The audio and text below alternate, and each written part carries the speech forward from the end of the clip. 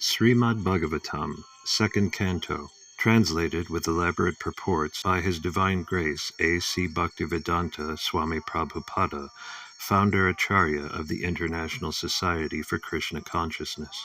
Chapter 1. The First Step in God Realization. Invocation. O my Lord, the all-pervading personality of Godhead, I offer my respectful obeisances unto you. Purport. Vasudevaya means to Krishna, the son of Vasudeva, since by chanting the name of Krishna, Vasudeva, one can achieve all the good results of charity, austerity, and penances. It is to be understood that by the chanting of this mantra, Om Namo Bhagavate Vasudevaya, the author of the speaker or any one of the readers of Srimad Bhagavatam is offering respectful obeisances unto the Supreme Lord Krishna, the reservoir of all pleasure. In the first canto of Srimad Bhagavatam, the principles of creation are described, and thus the first canto may be called creation. Similarly, in the second canto, the post-creation cosmic manifestation is described. The different planetary systems are described in the second canto as different parts of the universal body of the Lord. For this reason, the second canto may be called the cosmic manifestation. There are 10 chapters in the second canto, and in these 10 chapters, the purpose of Srimad Bhagavatam and the different symptoms of this purpose are narrated. The first chapter describes the glories of chanting, and it hints at the process by which the neophyte devotees may perform meditation on the universal form of the Lord. In the first verse, Sukadeva Goswami replies to the questions of Maharaja Parikshit, who asked him about one's duties at the point of death. Maharaja Parikshit was glad to receive Sukadeva Goswami, and he was proud of being a descendant of Arjuna, the intimate friend of Krishna. Personally, he was very humble and meek, but he expressed his gladness that Lord Krishna was very kind to his grandfathers, the sons of Pandu, especially his own grandfather Arjuna. And because Lord Krishna was always pleased with Maharaja Parikshit's family, at the verge of Maharaja Parikshit's death, Sukadeva Goswami was sent to help him in the process of self-realization. Maharaja Parikshit was a devotee of Lord Krishna from his childhood, so he had natural affection for Krishna. Sukadeva Goswami could understand his devotion. Therefore, he welcomed the questions about the king's duty. Because the king hinted that worship of Lord Krishna is the ultimate function of every living entity, Sukadeva Goswami welcomed the suggestion and said, "Because you have raised questions about Krishna, your question is most glorious." The translation of the first verse is as follows. Text 1. Sri Sukadeva Goswami said, "My dear king, your question is glorious because it is very beneficial to all kinds of people. The answer to this question is the prime subject matter for hearing, and it is approved by all transcendentalists." Purport. Even the very question is so nice that it is the best subject matter for hearing. Simply by such questioning and hearing, one can achieve the highest perfectional stage of life. Because Lord Krishna is the original Supreme Person, any question about him is original and perfect. Lord Sri Chaitanya Mahaprabhu said that the highest perfection of life is to achieve the transcendental loving service of Krishna. Because questions and answers about Krishna elevate one to that transcendental position, the questions of Maharaja Parikshit about Krishna philosophy are greatly glorified. Maharaja Parikshit wanted to absorb his mind completely in Krishna, and such absorption can be effected simply by hearing about the uncommon activities of Krishna. For instance, in the Bhagavad Gita, it is stated that simply by understanding the transcendental nature of Lord Krishna's appearance, disappearance, and activities, one can immediately return home, back to Godhead, and never come back to this miserable condition of material existence. It is very auspicious, therefore, to hear always about Krishna. So Maharaja Parikshit requested Sukadeva Goswami to narrate the activities of Krishna so that he could engage his mind in Krishna. The activities of Lord Krishna are non-different from Krishna himself. As long as one is engaged in hearing such transcendental activities of Krishna, he remains aloof from the conditioned life of material existence. The topics of Lord Krishna are so auspicious that they purify the speaker, the hearer, and the inquirer. They are compared to the Ganges waters, which flow from the toe of Lord Krishna. Wherever the Ganges waters go, they purify the land and the person who bathes in them. Similarly, Krishna Katha, or the topics of Krishna, are so pure that wherever they are spoken, the place, the hearer, the inquirer, the speaker, and all concerned become purified. Text 2. Those persons who are materially engrossed, being blind to the knowledge of ultimate truth, have many subject matters for hearing in human society, O Emperor. Purport. In the revealed scriptures there are two nomenclatures for the householder's life. One is Grihastha and the other is Grihamedi. The Grihasthas are those who live together with wife and children, but live transcendentally for realizing the ultimate truth. The Grihamedis, however, are those who live only for the benefit of the family members, extended or centralized, and thus are envious of others. The word Medi indicates jealousy of others. The Grihamedis, being interested in family affairs only, are certainly envious of others. Therefore, one Grihamedi is not on good terms with another Grihamedi, and in the extended form, one community, society, or nation is not on good terms with another counterpart of selfish interest. In the age of Kali, all the householders are jealous of one another because they are blind to the knowledge of ultimate truth. They have many subject matters for hearing, political, scientific, social, economic, and so on. But due to a poor fund of knowledge, they set aside the question of the ultimate miseries of life, namely miseries of birth, death, old age, and disease. Factually, the human life is meant for making an ultimate solution to birth, death, old age, and disease. But the Grihamedis, being illusioned by the material nature, forget everything about self-realization. The ultimate solution to the problems of life is to go back home, back to Godhead. And thus, as stated in the Bhagavad Gita 8.16, the miseries of material existence, birth, death, old age, and disease are removed. The process of going back home, back to Godhead, is to hear about the Supreme Lord and His name, form, attributes, pastimes, paraphernalia, and variegatedness. Foolish people do not know this. They want to hear something about the name, form, etc. of everything temporary, and they do not know how to utilize this propensity of hearing for the ultimate good. Misguided as they are, they also create some false literatures about the name, form, attributes, etc. of the ultimate truth. One should not therefore become a Grihamedi simply to exist for envying others. One should become a real householder in terms of the scriptural injunctions. Text 3. The lifetime of such an envious householder is passed at night either in sleeping or in sex indulgence, and in the daytime either in making money or maintaining family members. Purport. The present human civilization is primarily based on the principles of sleeping and sex indulgence at night, and earning money in the day, and spending the same for family maintenance. Such a form of human civilization is condemned by the Bhagavata school. Because human life is a combination of matter and spirit soul, the whole process of Vedic knowledge is directed at liberating the spirit soul from the contamination of matter. The knowledge concerning this is called Atma-tattva. Those men who are too materialistic are unaware of this knowledge and are more inclined to economic development for material enjoyment. Such materialistic men are called karmis, or fruitive laborers, and they are allowed regulated economic development or association of woman for sex indulgence. Those who are above the karmis, that is, the jnanis, yogis, and devotees, are strictly prohibited from sex indulgence. The karmis are more or less devoid of Atma-tattva knowledge, and as such, their life is spent without spiritual profit. The human life is not meant for hard labor for economic development, nor is it meant for sex indulgence like that of the dogs and hogs. It is specifically meant for making a solution to the problems of material life, and the miseries thereof. So the karmis waste their valuable human life by sleeping in sex indulgence at night, and by laboring hard in the daytime to accumulate wealth, and after doing so, they try to improve the standard of materialistic life. The materialistic way of life is described herein in a nutshell, and how foolishly men waste the boon of human life is described as follows.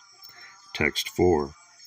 Persons devoid of Atma-tattva do not inquire into the problems of life, being too attached to the fallible soldiers like the body, children, and wife. Although sufficiently experienced, they still do not see their inevitable destruction. Purport. This material world is called the world of death. Every living being, beginning from Brahma, whose duration of life is some thousands of millions of years, down to the germs who live for a few seconds only, is struggling for existence. Therefore, this life is a sort of fight with material nature, which imposes death upon all. In the human form of life, a living being is competent enough to come to an understanding of this great struggle for existence. But being too attached to family members, society, country, etc., he wants to win over the invincible material nature by the aid of bodily strength, children, wife, relatives, etc. Although he is sufficiently experienced in the matter by dint of past experience and previous examples of his deceased predecessors, he does not see that the so-called fighting soldiers, like the children, relatives, society members, and countrymen, are all fallible in the great struggle. One should examine the fact that his father or his father's father has already died, and that he himself is therefore also sure to die. And similarly, his children, who are the would-be fathers of their children, will also die in due course. No one will survive in this struggle with material nature. The history of human society definitely proves it. Yet the foolish people still suggest that in the future they will be able to live perpetually with the help of material science. This poor fund of knowledge exhibited by human society is certainly misleading, and it is all due to ignoring the constitution of the living soul. This material world exists only as a dream, due to our attachment to it. Otherwise, the living soul is always different from the material nature. The great ocean of material nature is tossing with the waves of time, and the so-called living conditions are something like foaming bubbles, which appear before us as bodily self, wife, children, society, countrymen, etc. Due to a lack of knowledge of self, we become victimized by the force of ignorance, and thus spoil the valuable energy of human life in a vain search after permanent living conditions, which are impossible in this material world. Our friends, relatives, and so-called wives and children are not only fallible, but also bewildered by the outward glamour of material existence. As such, they cannot save us. Still, we think that we are safe within the orbit of family, society, or country. The whole materialistic advancement of human civilization is like the decoration of a dead body. Everyone is a dead body flapping only for a few days, and yet all the energy of human life is being wasted in the decoration of this dead body. Sukadeva Goswami is pointing out the duty of the human being after showing the actual position of bewildered human activities. Persons who are devoid of the knowledge of Atma Tattva are misguided, but those who are devotees of the Lord and have perfect realization of transcendental knowledge are not bewildered. Text 5. O descendant of King Bharata, one who desires to be free from all miseries must hear about, glorify, and also remember the personality of Godhead, who is the Supersoul, the controller, and the savior from all miseries. Purport. In the previous verse, Sri Sukadeva Goswami has described how the foolish materially attached men are wasting their valuable time in the improvement of the material conditions of life by sleeping, indulging in sex life, developing economic conditions, and maintaining a band of relatives who are to be vanquished in the air of oblivion. Being engaged in all these materialistic activities, the living soul entangles himself in the cycle of the law of fruitive actions. This entails the chain of birth and death in the 8,400,000 species of life, the aquatics, the vegetables, the reptiles, the birds, the beasts, the uncivilized man, and then again the human form, which is the chance for getting out of the cycle of fruitive action. Therefore, if one desires freedom from this vicious circle, then one must cease to act as a karmi, or enjoyer of the results of one's own work, good or bad. One should not do anything, either good or bad, on his own account, but must execute everything on behalf of the Supreme Lord, the ultimate proprietor of everything that be. This process of doing work is recommended in the Bhagavad Gita 9.27, also where instruction is given for working on the Lord's account. Therefore, one should first of all hear about the Lord. When one has perfectly and scrutinizingly heard, one must glorify his acts and deeds, and thus it will become possible to remember constantly the transcendental nature of the Lord. Hearing about and glorifying the Lord are identical with the transcendental nature of the Lord, and by so doing one will be always in the association of the Lord. This brings freedom from all sorts of fear. The Lord is the Supersoul, Paramatma, present in the hearts of all living beings, and thus by the above hearing and glorifying process, the Lord invites the association of all in His creation. This process of hearing about and glorifying the Lord is applicable for everyone, whoever he may be, and it will lead one to the ultimate success in everything in which one may be engaged by providence. There are many classes of human beings, the fruitive workers, the empiric philosophers, the mystic yogis, and ultimately the unalloyed devotees. For all of them, one and the same process is applicable for achieving the desired success. Everyone wants to be free from all kinds of fear, and everyone wants the fullest extent of happiness in life. The perfect process for achieving this here and now is recommended in the Srimad Bhagavatam, which is uttered by such a great authority as Srila Sukadeva Goswami. By hearing about and glorifying the Lord, all a person's activities become molded into spiritual activities, and thus all conceptions of material miseries become completely vanquished. Text 6. The highest perfection of human life, achieved either by complete knowledge of matter and spirit, by practice of mystic powers, or by perfect discharge of occupational duty, is to remember the personality of Godhead at the end of life. Purport. Narayana is the transcendental personality of Godhead beyond the material creation. Everything that is created, sustained, and at the end annihilated is within the compass of the Mahatattva, material principle, and is known as the material world. The existence of Narayana, or the personality of Godhead, is not within the jurisdiction of this Mahatattva, and as such, the name, form, abilities, etc., of Narayana are beyond the jurisdiction of the material world. By the speculation of empiric philosophy, which discerns matter from spirit, or by cultivation of mystic powers, which ultimately helps the performer to reach any planet of the universe or beyond the universe, or by discharge of religious duties, one can achieve the highest perfection, provided one is able to reach the stage of Narayana Smriti, or constant remembrance of the personality of Godhead. This is possible only by the association of a pure devotee, who can give a finishing touch to the transcendental activities of all jnanis, yogis, or karmis, in terms of prescribed duties defined in the scriptures. There are many historical instances of the achievement of spiritual perfection, such as that of the Sanakadi rishis, or the 9 celebrated yogendras, who attained perfection only after being situated in the devotional service of the Lord. None of the devotees of the Lord ever deviated from the path of devotional service by taking to other methods as adopted by the jnanis or yogis. Everyone is anxious to achieve the highest perfection of his particular activity, and it is indicated herein that such perfection is Narayana Smriti, for which everyone must endeavor his best. In other words, life should be molded in such a manner that one is able to progressively remember the personality of Godhead in every step of life. Text 7.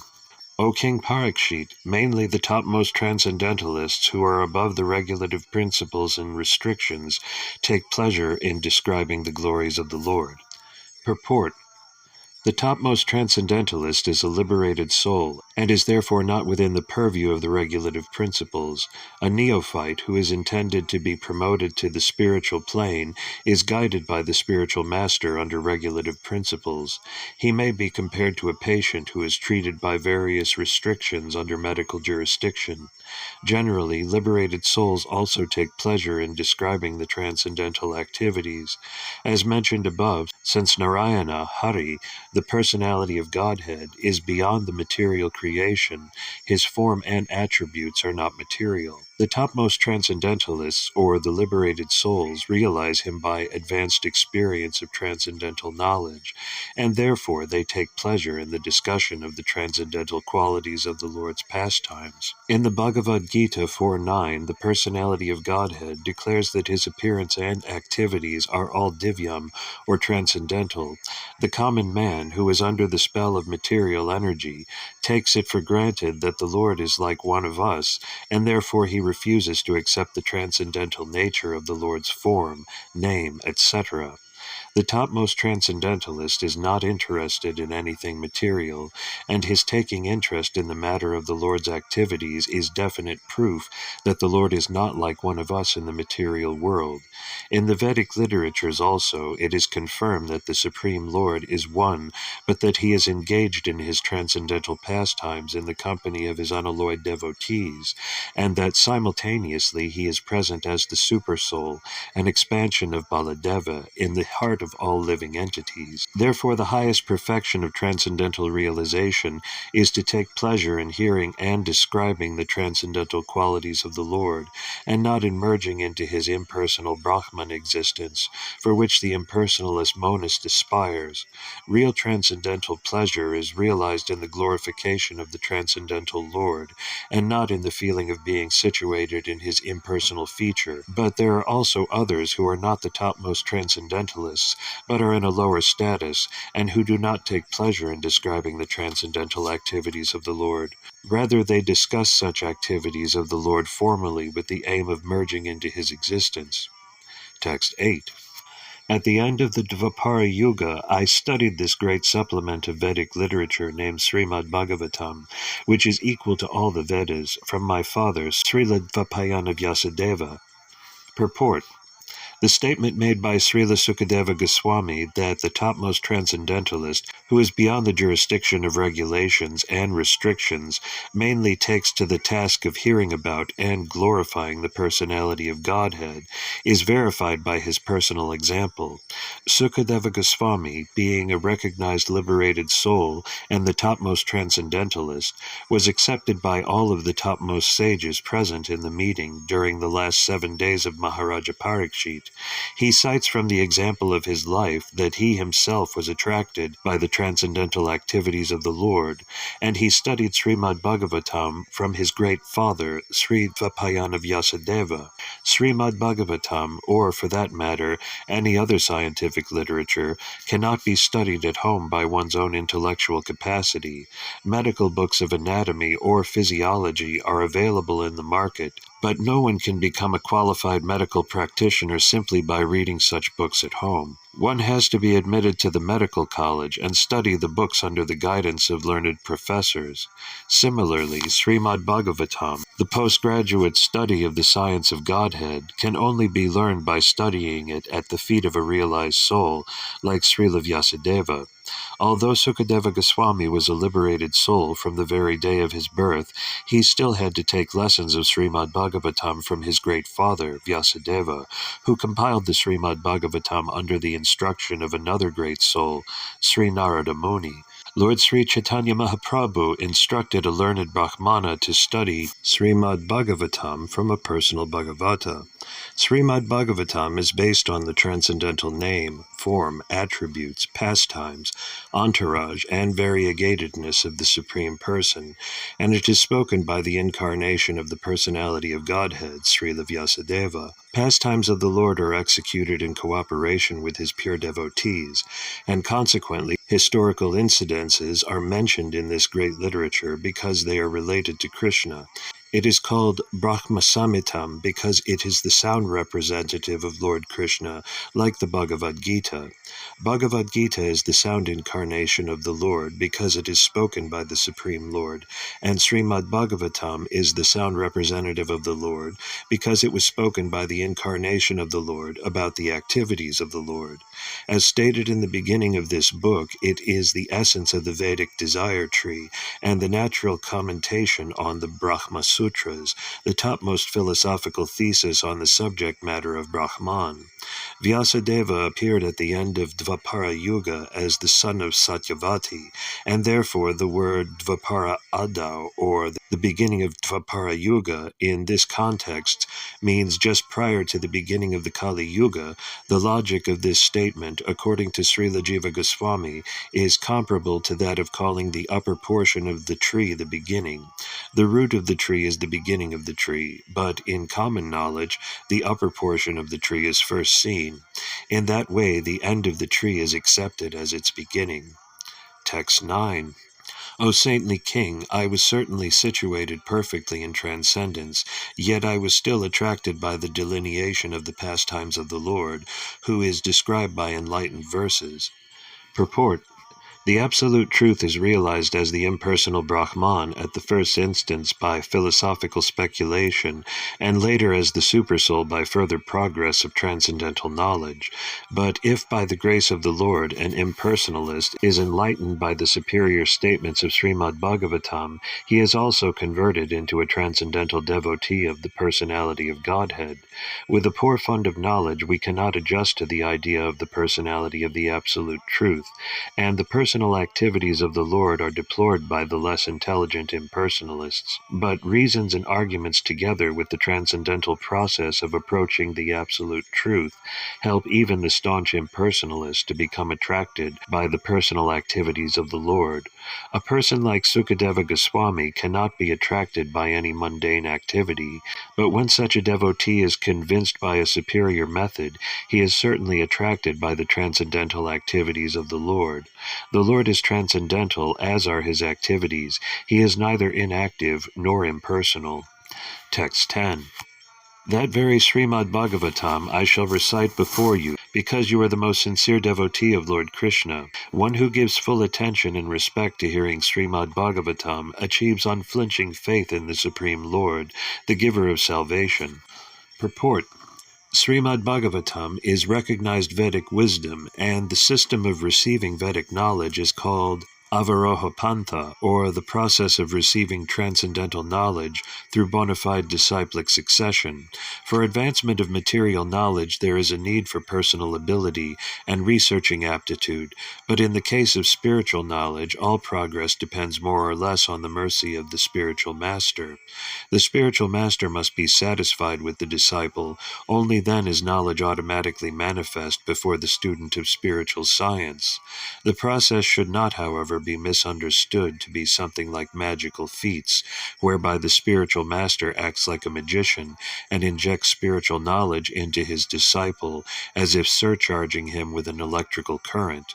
The bona fide spiritual master reasonably explains everything to the disciple on the authorities of Vedic wisdom. The disciple can receive such teachings not exactly intellectually, but by submissive inquiries and a service attitude. The idea is that both the spiritual master and the disciple must be bona fide. In this case, the spiritual master, Sukadeva Goswami, is ready to recite exactly what he has learned from his great father, Srila Vyasadeva, and the disciple, Maharaja Parikshit, is a great devotee of Lord Krishna. A devotee of Lord Krishna is he who believes sincerely that by becoming a devotee of the Lord, one becomes fully equipped with everything spiritual. This teaching is imparted by the Lord himself in the pages of the Bhagavad Gita, in which it is clearly described that the Lord, Sri Krishna, is everything, and that to surrender unto him solely and wholly makes one the most perfectly pious man. This unflinching faith in Lord Krishna prepares one to become a student of Srimad Bhagavatam, and one who hears Srimad Bhagavatam from a devotee like Sukadeva Goswami is sure to attain salvation at the end, as Maharaja Parikshit did. The professional reciter of Srimad Bhagavatam and the pseudo-devotees whose faith is based on 1 week's hearing are different from Sukadeva Goswami and Maharaja Parikshit. Srila Vyasadeva explained Srimad Bhagavatam unto Sukadeva Goswami from the very beginning of the Janmadi Asya verse, and so Sukadeva Goswami also explained it to the king. Lord Krishna is described as the Mahapurusha in the Srimad Bhagavatam, Canto 11, in his devotional feature as Lord Sri Chaitanya Mahaprabhu. Sri Chaitanya Mahaprabhu is Lord Krishna himself in his devotional attitude, descended on earth to bestow special favors upon the fallen souls of this age of Kali. There are 2 verses particularly suitable to offer as prayers to this Mahapurusha feature of Lord Krishna. Dhyayam sada paribhava gnam abhista doham tirtaspadam shiva virinchi nutam saranyam virtyartiham pranatapala bhavadi potam vande Mahapurusha te charnaravindam tyaktva sudustyaja surepsita Yajja Lakshmi Dharmishta Arya Vachasa Yad Agad aranyam mayamrigam dayatayepsitam anvadavad vande mahapurusha te charanarvindam. Bhagavad Gita 11.5, 33 through 34. In other words, Purusha means the enjoyer, and Mahapurusha means the supreme enjoyer, or the supreme personality of Godhead, Sri Krishna. One who deserves to approach the Supreme Lord Sri Krishna is called the Mahaparushika. Anyone who hears Srimad Bhagavatam attentively from its bona fide reciter is sure to become a sincere devotee of the Lord, who is able to award liberation. There is none so attentive as Maharaja Parikshit in the matter of hearing Srimad Bhagavatam, and there was none so qualified as Sukadeva Goswami to recite the text of Srimad Bhagavatam. Therefore, anyone who follows in the footsteps of either the ideal reciter or the ideal hearer, Sukadeva Goswami and Maharaja Parikshit respectively, will undoubtedly attain salvation like them. Maharaja Parikshit attained salvation by hearing only, and Sukadeva Goswami attained salvation only by reciting. Recitation and hearing are two processes out of 9 devotional activities, and by strenuously following the principles either in all or by parts, one can attain the absolute plane. So the complete text of Srimad Bhagavatam, beginning with the Janmadi Asya verse up to the last one in the 12th canto, was spoken by Sukadeva Goswami for the attainment of salvation by Maharaja Parikshit. In the Padma Purana, it is mentioned that Gautama Muni advised Maharaja Ambarisha to hear regularly Srimad Bhagavatam as it was recited by Sukadeva Goswami. And herein it is confirmed that Maharaja Ambarisha heard Srimad Bhagavatam from the very beginning to the end, as it was spoken by Sukadeva Goswami. One who is actually interested in the Bhagavatam, therefore, must not play with it by reading or hearing a portion from here and a portion from there. One must follow in the footsteps of great kings like Maharaja Ambarisha or Maharaja Parikshit, and hear it from a bona fide representative of Sukadeva Goswami. Text 11. O King, constant chanting of the holy name of the Lord after the ways of the great authorities is the doubtless and fearless way of success for all, including those who are free from all material desires, those who are desirous of all material enjoyment, and those who are self-satisfied by dint of transcendental knowledge. Purport. In the previous verse, the great necessity for attaining attachment to Mukunda has been accredited. There are different types of persons who desire to attain success in different varieties of pursuits. Generally, the persons are materialists who desire to enjoy the fullest extent of material gratification. Next to them are the transcendentalists, who have attained perfect knowledge about the nature of material enjoyment, and thus are aloof from such an illusory way of life. More or less they are satisfied in themselves by self-realization. Above them are the devotees of the Lord, who neither aspire to enjoy the material world nor desire to get out of it. They are after the satisfaction of the Lord, Sri Krishna. In other words, the devotees of the Lord do not want anything on their personal account.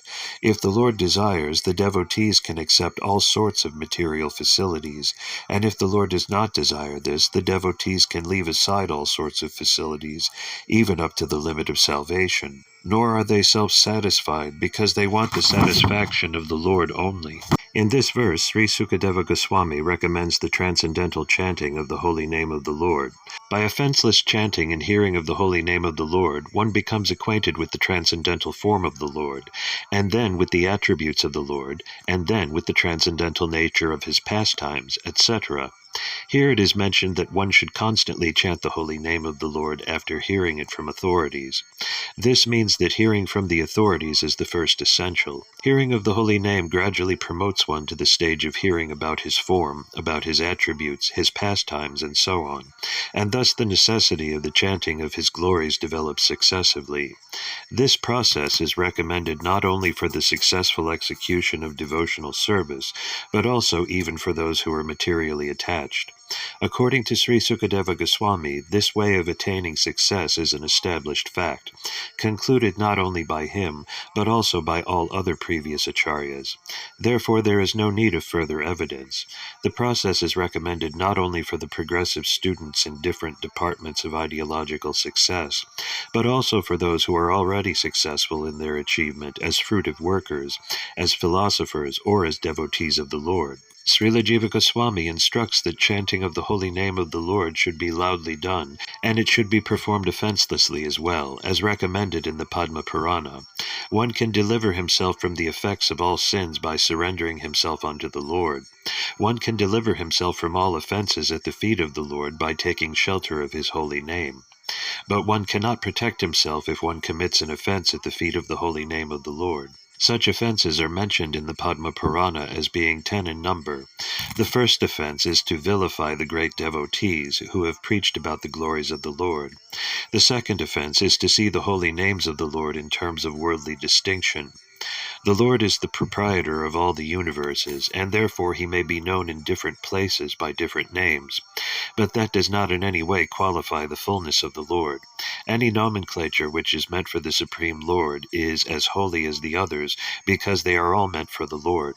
Such holy names are as powerful as the Lord, and there is no bar for anyone in any part of the creation to chant and glorify the Lord by the particular name of the Lord as it is locally understood.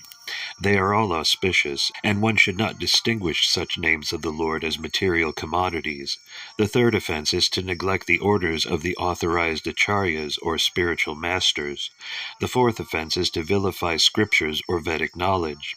The fifth offense is to define the holy name of the Lord in terms of one's mundane calculation. The holy name of the Lord is identical with the Lord himself, and one should understand the holy name of the Lord to be non-different from him. The sixth offense is to interpret the holy name. The Lord is not imaginary, nor is his holy name. There are persons with a poor fund of knowledge who think the Lord to be an imagination of the worshipper, and therefore think his holy name to be imaginary. Such a chanter of the name of the Lord cannot achieve the desired success in the matter of chanting the holy name. The seventh offense is to commit sins intentionally on the strength of the holy name.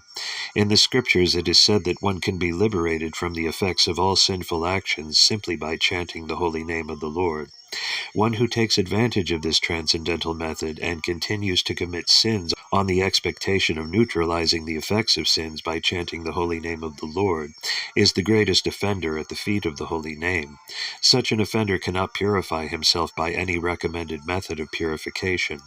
In other words, one may be a sinful man before chanting the holy name of the Lord, but after taking shelter in the holy name of the Lord and becoming immune, one should strictly restrain oneself from committing sinful acts with a hope that his method of chanting the holy name will give him protection.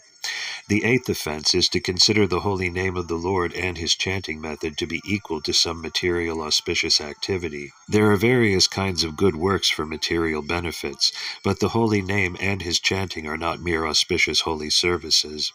Undoubtedly, the holy name is holy service, but he should never be utilized for such purposes.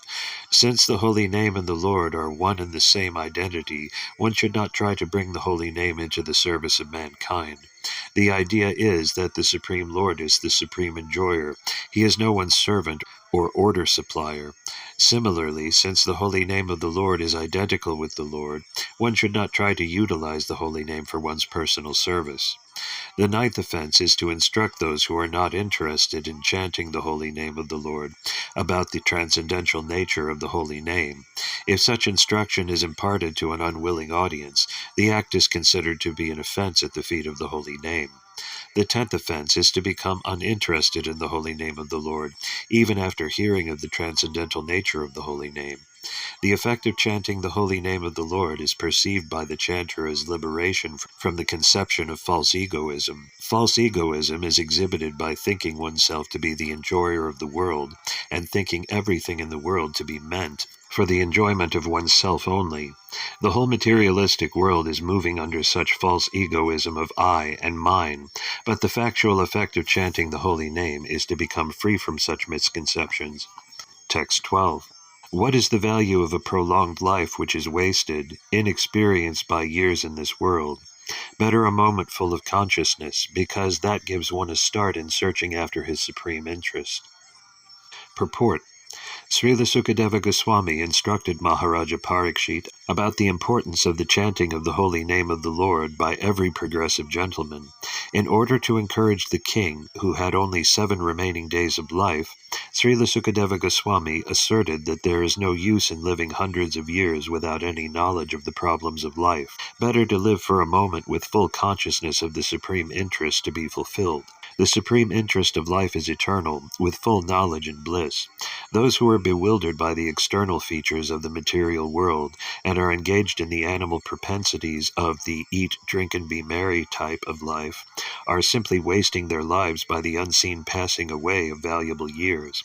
We should know in perfect consciousness that human life is bestowed upon the conditioned soul to achieve spiritual success. And the easiest possible procedure to attain this end is to chant the holy name of the Lord.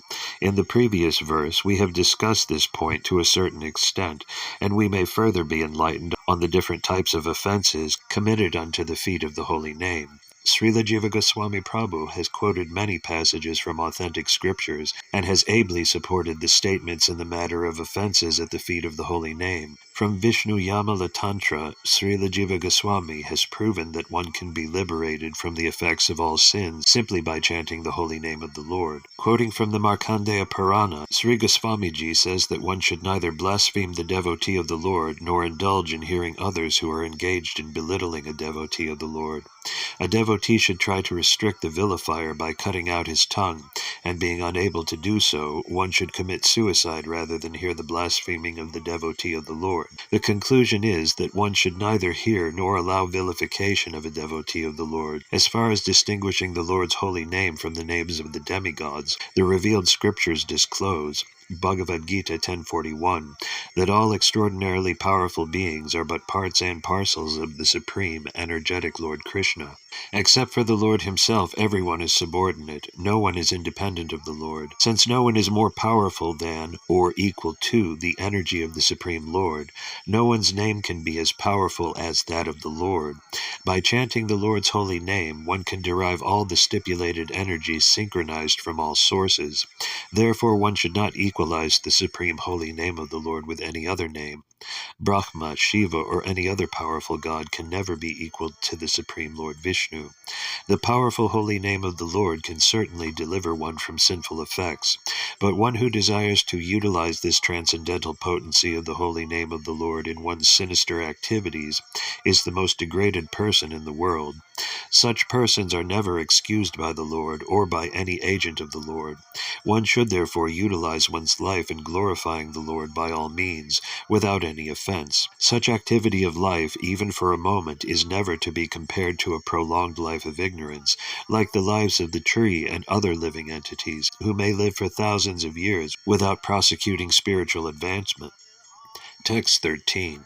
The saintly king, Katvanga, after being informed that the duration of his life would be only a moment more, at once freed himself from all material activities and took shelter of the supreme safety, the personality of Godhead. Purport.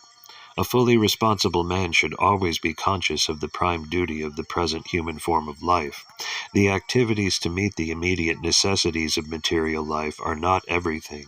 One should always be alert in his duty for attainment of the best situation in the next life. Human life is meant for preparing ourselves for that prime duty. Maharaja Katvanga is mentioned herein as a saintly king because even within the responsibility of the state management, he was not at all forgetful of the prime duty of life. Such was the case with other Raja Rishis, saintly kings, like Maharaja Yudhishthira and Maharaja Parikshit. They were all exemplary personalities on account of their being alert in discharging their prime duty. Maharaja Katvanga was invited by the demigods in the higher planets to fight demons, and as a king he fought the battles to the full satisfaction of the demigods. The demigods, being fully satisfied with him, wanted to give him some benediction for material enjoyment, but Maharaja Katvanga, being very much alert to his prime duty, inquired from the demigods about his remaining duration of life. This means that he was not as anxious to accumulate some material benediction from the demigods as he was to prepare himself for the next life. He was informed by the demigods, however, that his life would last only a moment longer. The king at once left the heavenly kingdom, which is always full of material enjoyment of the highest standard, and coming down to this earth, took ultimate shelter of the all-safe personality of Godhead. He was successful in his great attempt, and achieved liberation. This attempt, even for a moment, by the saintly king was successful because he was always alert to his prime duty. Maharaja Parikshit was thus encouraged by the great Sukadeva Goswami, even though he had only 7 days left in his life to execute the prime duty of hearing the glories of the Lord in the form of Srimad Bhagavatam. By the will of the Lord, Maharaja Parikshit instantly met the great Sukadeva Goswami, and the great treasure of spiritual success left by him is nicely mentioned in the Srimad Bhagavatam. Text 14. Maharaja Parikshit, now your duration of life is limited to 7 more days, so during this time you can perform all those rituals which are needed for the best purpose of your next life. Purport. Sukadeva Goswami, after citing the example of Maharaja Katvanga, who prepared himself for the next life within a very short time, encouraged Maharaja Parikshit by saying that since he still had 7 days at his disposal, he could easily take advantage of the time to prepare himself for the next life. Indirectly, the Goswami told Maharaja Parikshit that he should take shelter of the sound representation of the Lord for the 7 days still remaining in the duration of his life, and thus get himself liberated. In other words, everyone can best prepare himself for the next life simply by hearing Srimad Bhagavatam, as it was recited by Sukadeva Goswami to Maharaja Parikshit. The rituals are not formal, but there are also some favorable conditions which are required to be carried out, as instructed hereafter. Text 15. At the last stage of one's life, one should be bold enough not to be afraid of death, but one must cut off all attachment to the material body and everything pertaining to it, and all desires thereof. Purport. The foolishness of gross materialism is that people think of making a permanent settlement in this world, although it is a settled fact that one has to give up everything here that has been created by valuable human energy. Great statesmen, scientists, philosophers, etc., who are foolish without any information of the spirit soul, think that this life of a few years only is all in all, and that there is nothing more after death. This poor fund of knowledge, even in the so-called learned circles of the world, is killing the vitality of human energy, and the awful result is being keenly felt. And yet the foolish materialistic men do not care about what is going to happen in the next life. The preliminary instruction in the Bhagavad Gita is that one should know that the identity of the individual living entity is not lost even after the end of this present body, which is nothing but an outward dress only.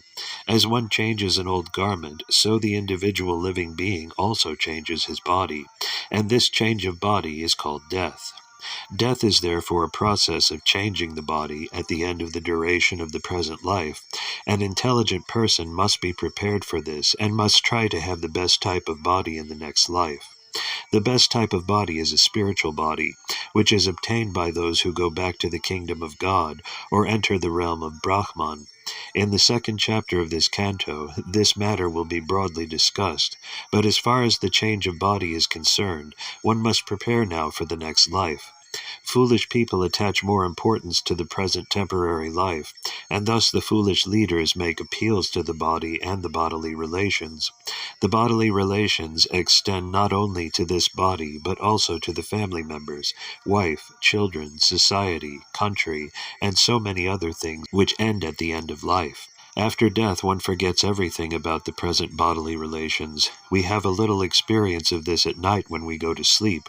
While sleeping, we forget everything about this body and bodily relations, although this forgetfulness is a temporary situation for only a few hours.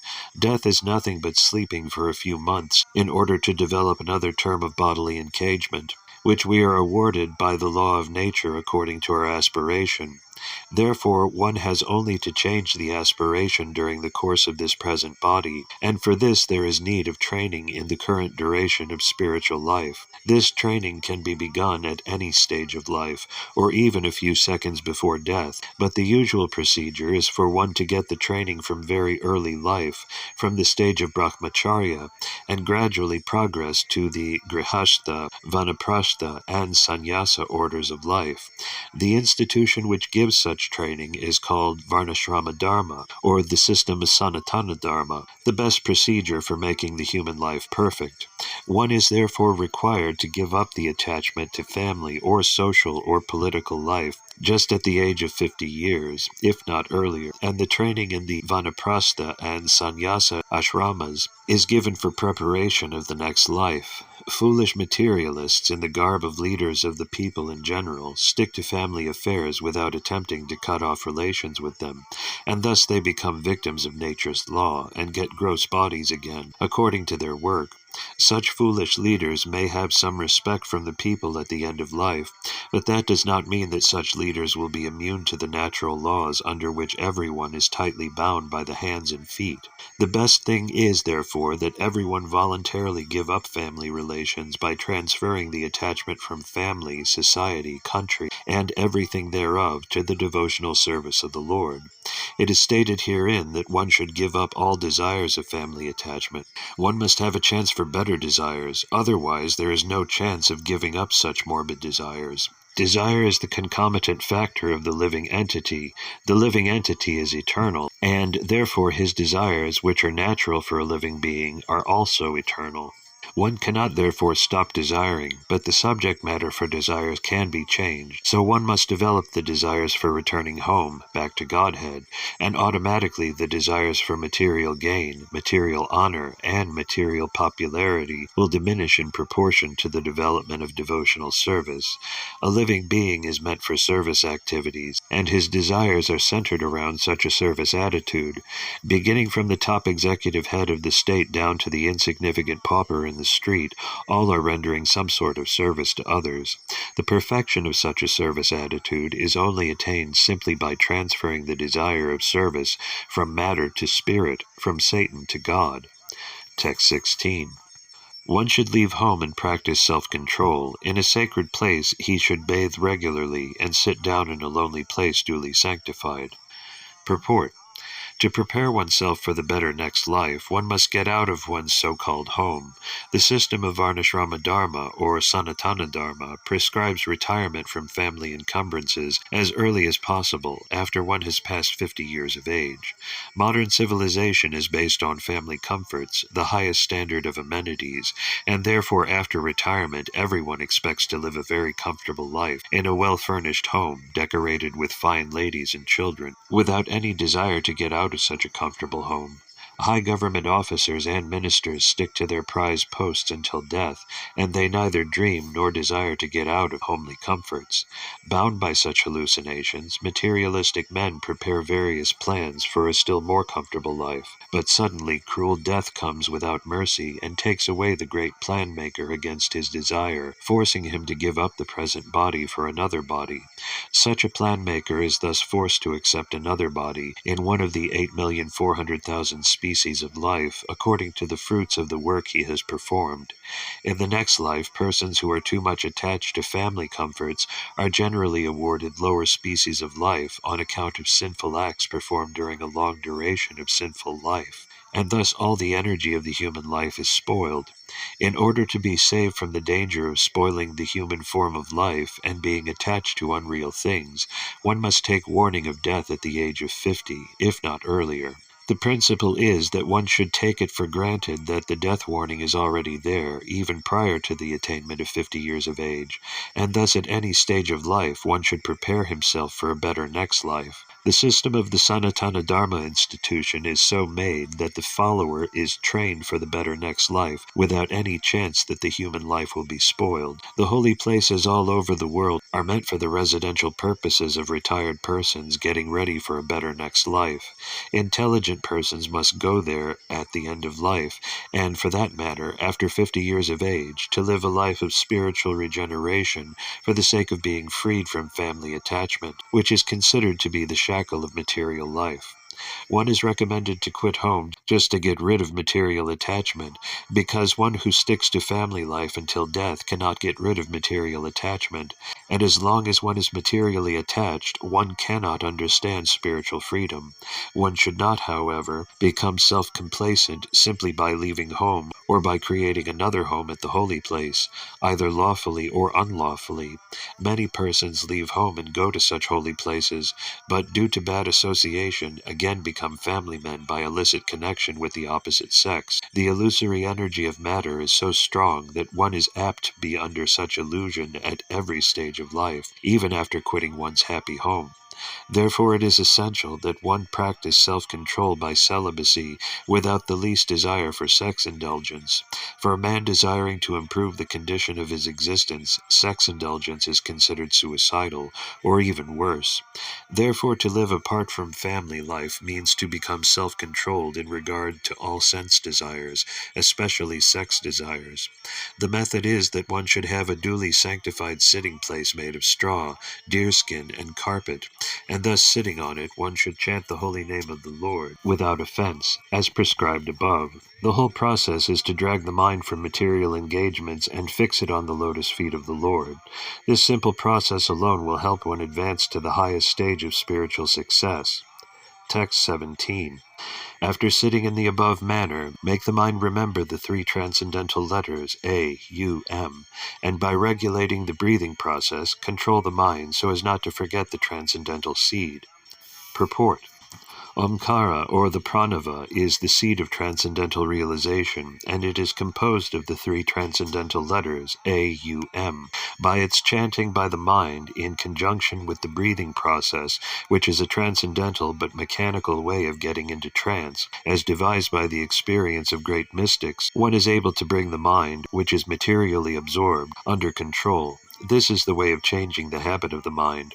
The mind is not to be killed. Mind or desire cannot be stopped, but to develop a desire to function for spiritual realization, the quality of engagement by the mind has to be changed. The mind is the pivot of the active sense organ, and as such, if the quality of thinking, feeling, and willing is changed, naturally the quality of actions by the instrumental senses will also change. Omkara is the seed of all transcendental sound, and it is only the transcendental sound which can bring about the desired change of the mind and the senses. Even a mentally deranged man can be cured by treatment of transcendental sound. In the Bhagavad Gita, the pranava, Omkara, has been accepted as the direct, literal representation of the Supreme Absolute Truth. One who is not able to chant directly the holy name of the Lord, as recommended above, can easily chant the pranava, Omkara. The Omkara is a note of address, such as, O my Lord, just as Om Hari Om means, O my Lord, the Supreme Personality of Godhead. As we have explained, therefore, the Lord's holy name is identical with the Lord himself. So also is Omkara. But persons who are unable to realize the transcendental personal form or name of the Lord on account of their imperfect senses, in other words, the neophytes, are trained to the practice of self-realization by this mechanical process of regulating the breathing function and simultaneously repeating the pranava, Omkara, within the mind. As we have several times expressed, since the transcendental name, form, attributes, pastimes, etc. of the personality of Godhead are impossible to understand with the present material senses, it is necessary that, through the mind, the center of sensual activities, such transcendental realization be set into motion. The devotees directly fix their mind on the person of the Absolute Truth, but one who is unable to accommodate such personal features of the Absolute is disciplined in impersonality to train the mind to make further progress. Text 18. Gradually, as the mind becomes progressively spiritualized, withdraw it from sense activities, and by intelligence the senses will be controlled. The mind too absorbed in material activities can be engaged in the service of the personality of Godhead and become fixed in full transcendental consciousness. Purport. The first process of spiritualizing the mind by mechanical chanting of the pranava, omkara, and by control of the breathing system is technically called the mystic or yogic process of pranayama, or fully controlling the breathing air. The ultimate state of this pranayama system is to be fixed in trance, technically called samadhi, but experience has proven that even the samadhi stage also fails to control the materially absorbed mind. For example, the great mystic Vishvamitra Muni, even in the stage of samadhi, became a victim of the senses and cohabited with Menaka. History has already recorded this. The mind, although ceasing to think of sensual activities at present, remembers past sensual activities from the subconscious status, and thus disturbs one from cent% engagement in self-realization. Therefore, Sukadeva Goswami recommends the next step of assured policy, namely to fix one's mind in the service of the personality of Godhead. Lord Sri Krishna, the Supreme Personality of Godhead, also recommends this direct process in the Bhagavad Gita 6:47. Thus, the mind being spiritually cleansed, one should at once engage himself in the transcendental loving service of the Lord by the different devotional activities of hearing, chanting, etc. If performed under proper guidance, that is the surest path of progress, even for the disturbed mind. Text 19. Thereafter you should meditate upon the limbs of Vishnu, one after another, without being deviated from the conception of the complete body. Thus the mind becomes free from all sense objects. There should be no other thing to be thought upon, because the Supreme Personality of Godhead, Vishnu, is the ultimate truth. The mind becomes completely reconciled in him only. Purport. Foolish persons, bewildered by the external energy of Vishnu, do not know that the ultimate goal of the progressive search after happiness is to get in touch directly with Lord Vishnu, the personality of Godhead.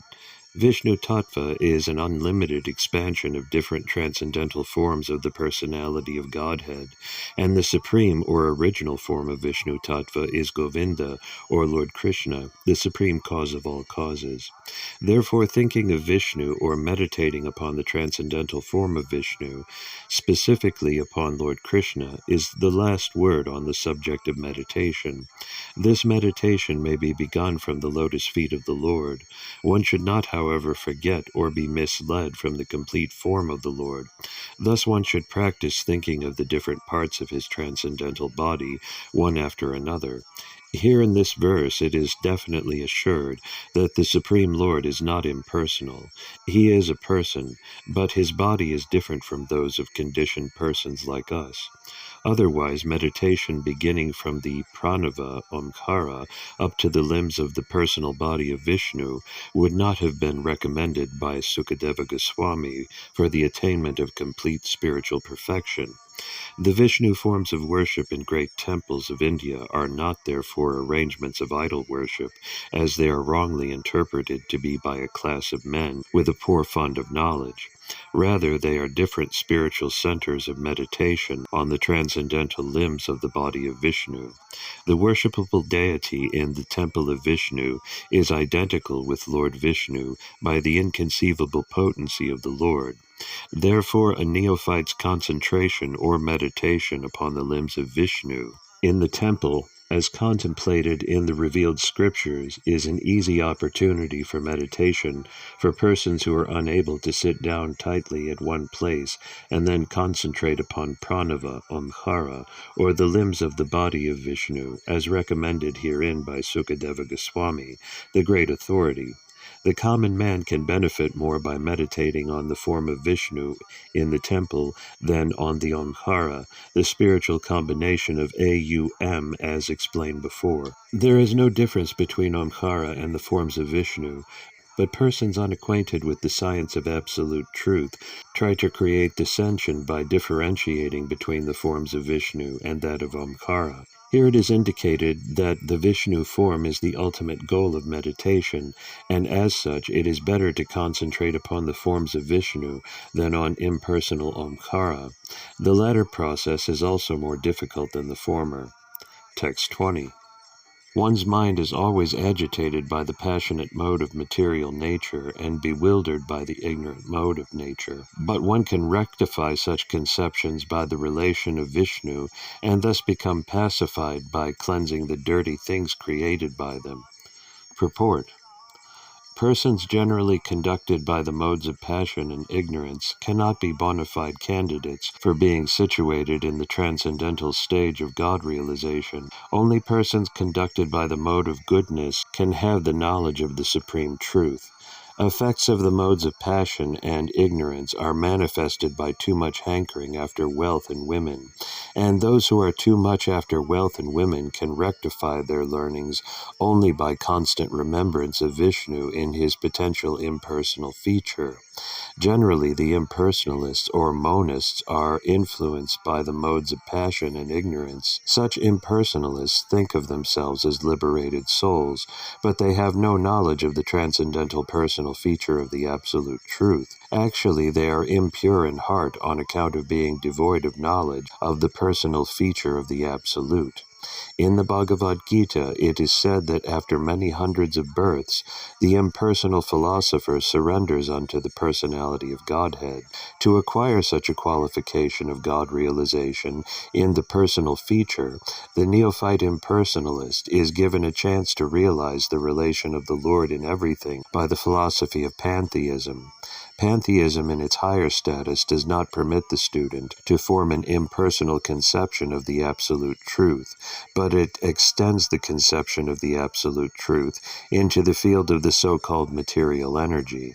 Everything created by the material energy can be dovetailed with the Absolute by an attitude of service, which is the essential part of living energy.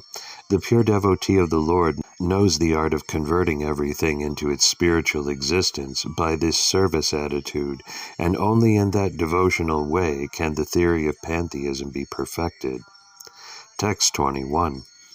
O King, by this system of remembrance, and by being fixed in the habit of seeing the all-good personal conception of the Lord, one can very soon attain devotional service to the Lord under his direct shelter. Purport. Successive mystic performances is achieved only by the help of the devotional attitude. Pantheism, or the system of feeling the presence of the Almighty everywhere, is a sort of training of the mind to become accustomed to the devotional conception, and it is this devotional attitude of the mystic that makes possible the successful termination of such mystic attempts. One is not, however, elevated to such a successful status without the tinge of mixture in devotional service. The devotional atmosphere created by pantheistic vision develops into devotional service in later days, and that is the only benefit for the impersonalist. It is confirmed in the Bhagavad Gita 12.5 that the impersonal way of self-realization is more troublesome because it reaches the goal in an indirect way, although the impersonalist also becomes obsessed with the personal feature of the Lord after a long time. Text 22. The fortunate King Parikshit, inquiring further, said, O Brahmana, please describe in full detail how and where the mind has to be applied, and how the conception can be fixed so that the dirty things in a person's mind can be removed.